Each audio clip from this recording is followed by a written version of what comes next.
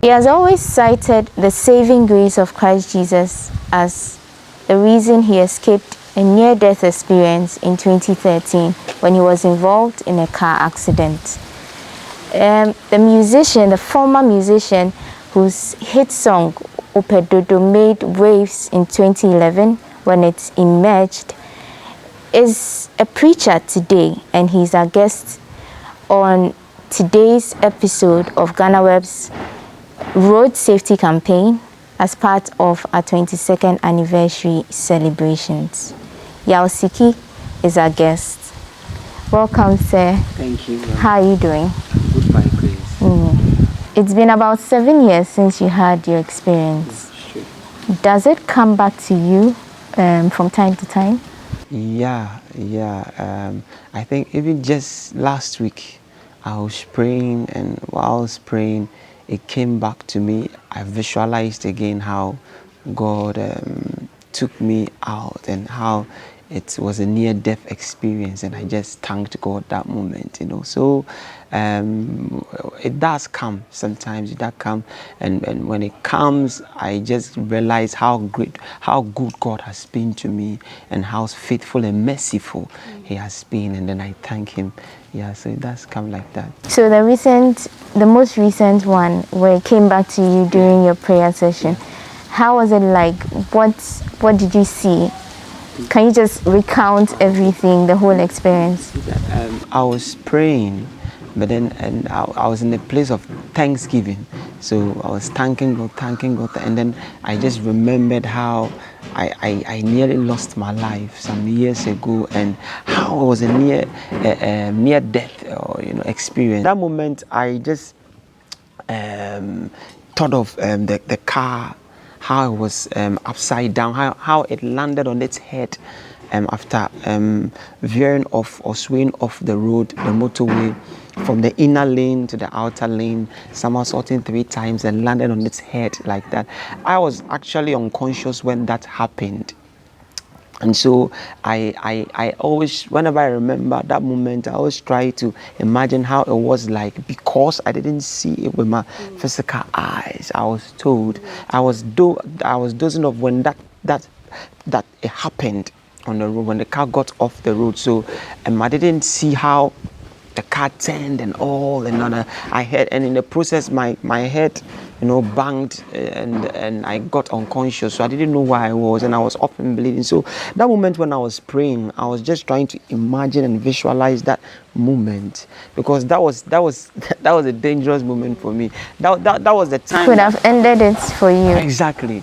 I would have died. So I just remembered that time, and I tried visualizing how it was like, because I didn't see with my eyes, with my naked eyes. Who was in the driver's seat? A friend of mine,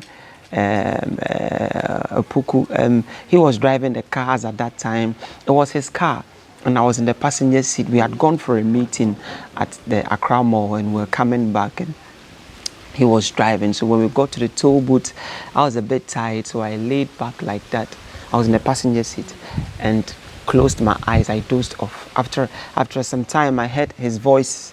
I heard him saying, complaining, "This driver, why did he cross me like that?" And so without opening my eyes, I was like, "Oh, don't mind him, because I was sleepy.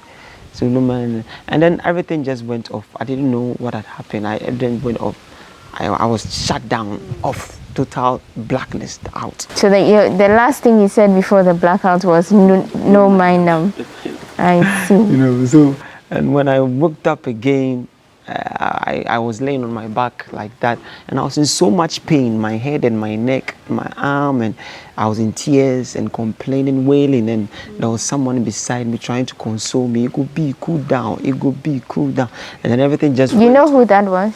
I'm suspecting it might be my friend, because the pidgin language, because we know that's at that time we use a lot of pidgin when boys we made like that, so because it was a pidgin language, it could be cool down, so I knew definitely it was either my brother or my friend, one of them, so, but because I couldn't see well, my eyes were open, but the vision was blurred and dark. Because I think as at that time, the blood also had covered my eye because I had sustained severe head injuries, deep cuts on my head and my arm, and I was bleeding all over. And so my eye, I saw a picture of me with my face covered in blood like that. So I'm now, after seeing that picture, I'm suspecting that as at when I was on my back, after getting conscious and wailing with someone beside me trying to console me, I'm suspecting that at that time I couldn't see well and the vision was dark because blood had covered my eyes. So my vision was dark and blurred.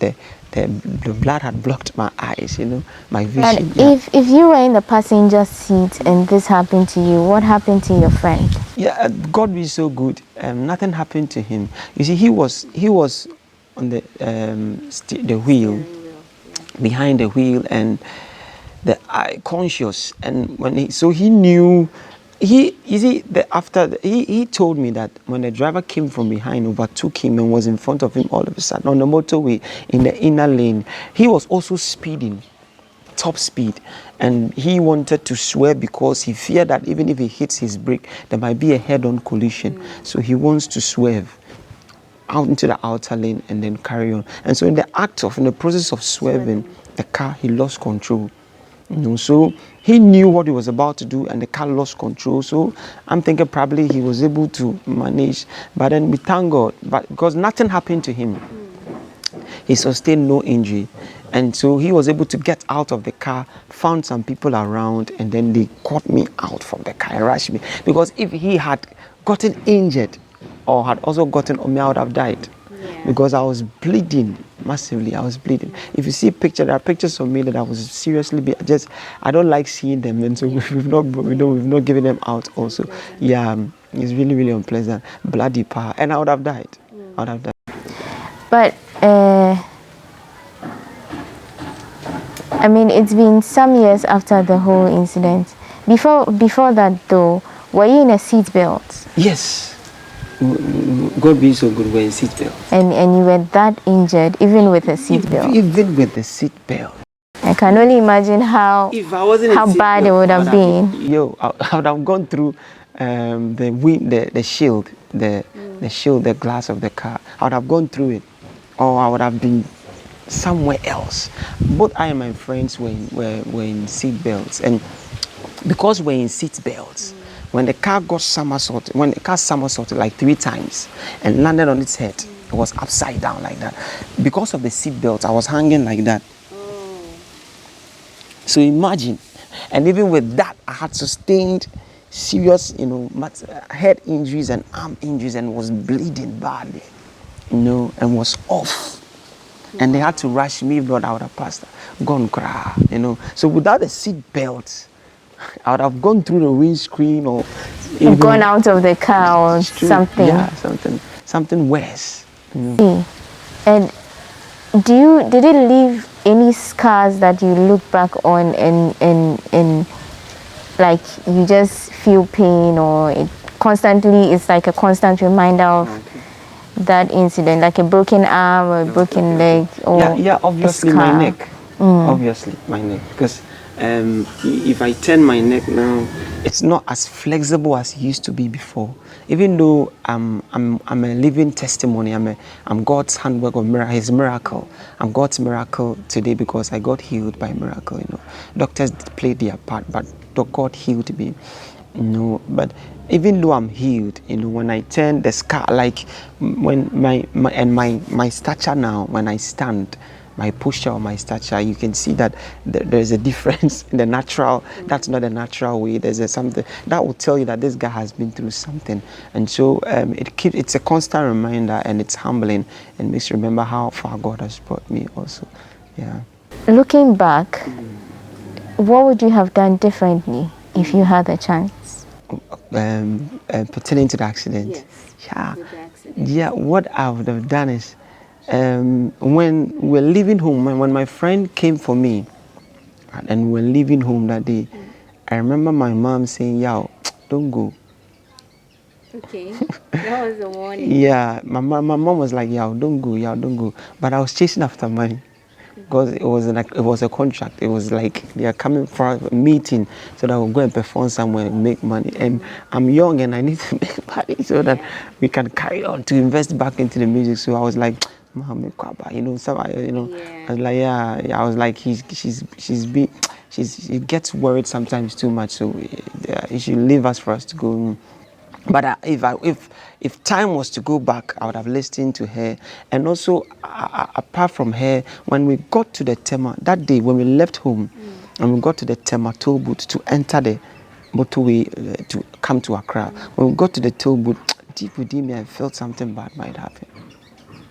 I see. Yeah, before, when we were taking the ticket, within me, I felt something bad. But that's at that time, I didn't have much knowledge concerning how God speaks to us and how all, you know, I wasn't that spiritual. So I brushed it off. So after the accident, I remembered. And I was like, I should have listened to that. That was God. That was the Spirit of God. Yeah. So there was a prompting. There was a prompting. Exactly. The exact word. There was a prompting. And also, the prompting came when we were at the toll booth. And we were taking a ticket. So even if I had said, no, Charlie, we shouldn't go, it's like there was very little. Yeah, I also, so that made me think that even if, as at that moment, if I told my friend, Charlie, this is what I'm having, we shouldn't go. I was thinking, we are in a lane, people are behind us, and the motorway is, and we are the booth, we are taking a ticket. So at that moment, it would be inconvenient for him and all that, for him to, so I was like, let's go, let's move on. That also added up to it. For us, for me, allowing for us to go ahead, so we went ahead. But then after the accident, I was like, if I'm to go back, I would have listened to that prompting and I would have stopped it right there. Or even my mom. Yeah, when my mom said, yeah, don't go, I would have listened to her and it wouldn't have happened. It means that it's not from God, I know you move around a lot. In your moving around, you see vehicles, you see pedestrians, you see motorists in general. From the time your accident happened till now, do you think anything has changed significantly on Ghana's roads, on the part of all the stakeholders, to help curb accidents on our roads? Yeah, I think that the media has been doing well in promoting safety on our roads. For that one, the education has been going on. And sometimes by the roadside, you see the road signs, over speeding kills and all that. When you go to the driving schools, they will teach you the safety. So the DVLA is working hard. For that, I know. Myself, I went to the driving school and I realized how hard they are working to keep those who come to the road, who use the road, disciplined and drive safely.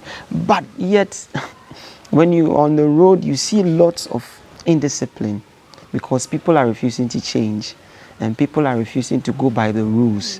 People are refusing because they are in a hurry to make money, especially the commercial drivers, especially the trotro drivers and the motor cyclists, those who drive the motorbikes. They especially, they are so much in a hurry. They are in a hurry to make money. They are in a hurry to pick passengers. The trotro drivers want to pick passengers. Each one wants to get the most passengers, so they make money. They make money, and so because of that, they race. I mean, it's like a race on the road. This one wants to get ahead of this one to pick the next passenger. So it makes them run at top speed sometimes, and it's bad. And also the motorbikes. When you get to the traffic lights and it's the red is on and it's at a stop, we all stop, but you see them passing by still, not abiding by the rules, ignoring the light, and they just go. And sometimes when it's green at the traffic light and you're moving, you then notice a motorbike from the other side whereby they've been stopped by the light, but yet he will break that rule, break that light and come through. And if you, the driver, if you're not careful, there can be a collision or you can even hit him. And just recently, last week, I went to a lady that I used to evangelize to and pray with them. I went there and I got the information that her husband is a motor rider and he got hit by a car and died. And so they relocated from there. And my heart was saddened. Someone I evangelized to, and he has kids. He has kids with that, and they are young. They are not even in their 40s yet. you know, but the guy just died like that, you know. And I think if we are disciplined on our road, all these things can be, you know, can be taken away. It's indiscipline. It's still there. People are refusing to change because they put self first. Self first. I'm going for that money. I need to get there in time. I need to, you know, put in what they want. What they want, thinking, caring less about others and those on the road, other people using the road, you know, caring less about them, thinking of self. They place self first, and so other people end up dying, you know, and it's bad. So please, we need to be disciplined, and we need to put that first. You've identified a lot of things you're seeing wrong with our system, and that are encouraging a lot of crashes on our roads. I want you, just as we wrap up, to tell Ghanaians what you think we can do to change the narrative, to help save lives and to help deal with the menace of road accidents on our roads. My advice to the motorists, pedestrians, drivers on our roads today is to be patient. Patience. Even the Bible says, let patience have its perfect work, that you may be complete and perfect, lacking nothing. If you have patience on our road, be patient enough to cross the road when you're about to cross. Be patient enough when you're driving and you get to the zebra crossing. Be patient enough when you're using the motorbike, when you get to the traffic light. Be patient. Be patient on the motorway. When we are patient like that, we'll get to our destination safely and we will lack no one. We will lack nothing. We will lack nothing. No soul will be lost. No life will be lost. Don't let someone's divine purpose come to an end. Don't let someone die prematurely because of your impatience. Please, let's renew our minds and be patient. My name is Yaw Siki. Do the right thing, save a life. Yaw Siki, thank you so much for sharing your experience with us. We are glad you can sit here today and actually tell the world what you saw, you know, and advise others so that they do the right thing and save others from going through what you went through. We appreciate your time and we thank you for speaking to Ghana Web. He has seen it all and you heard what he had to say. He says you should do the right thing and save a life. Our guest today in this episode of Ghana Web's road safety campaign has been Yaw Siki. He has been sharing his experience with us. You can also join the conversation, make it bigger, let's spread the word. Join us on all our social media platforms, on Facebook, Instagram, and Twitter at The Ghana Web. You can also send us your videos on our WhatsApp platform, the numbers as you see on your screen. Let's make this work. Let's save lives and curb accidents on Ghana's road. My name is Wanda Ami Hagan, and thank you for joining us.